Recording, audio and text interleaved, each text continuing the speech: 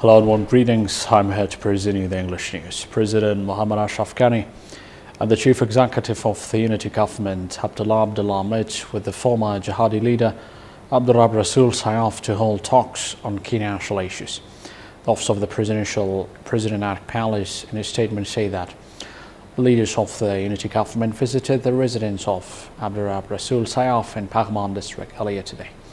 The statement further added that the President and Chief Executive Abdullah were invited by Ustad Saif for their breakfast. According to Arabic Palace, the Unity Government leaders and Ustad Saif held talks on key national issues, including recent political and security developments. The statement did not elaborate further regarding the main topics discussed during the meeting, but this comes as a force or underway for the revival of an Afghan-led peace process with the Taliban group. Head of Independent Election Commission on Sunday criticized political parties for closing IEC offices in parts of the country and called on these parties to bring an end to the practice. He called on the coalition of political parties to in a state share their list of demands with the Commission so that a legal solution can be sought.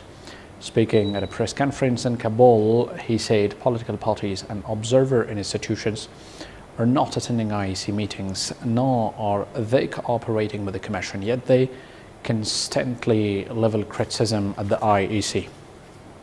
The culture of the closing offices must end, and those who are closing offices in the centres and then in the provinces will be responsible for the delaying the elections. They do not want to hold elections on time, said the chief of that. We request all of them to share their legal demands and the framework of the law with the Commission and to find a legal solution for their concerns regarding the transparency of the elections.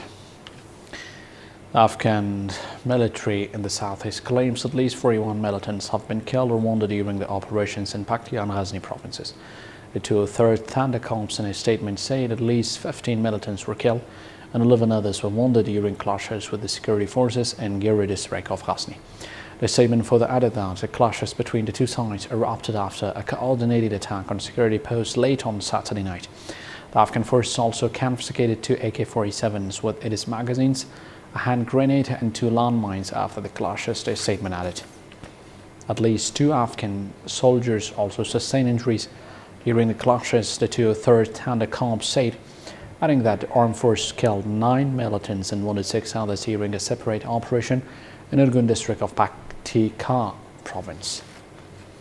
And a super typhoon made landfall in China on Sunday, the country's most populous province, after wreaking havoc in Hong Kong and Macau and killing potentially more than 50 people in the Philippines.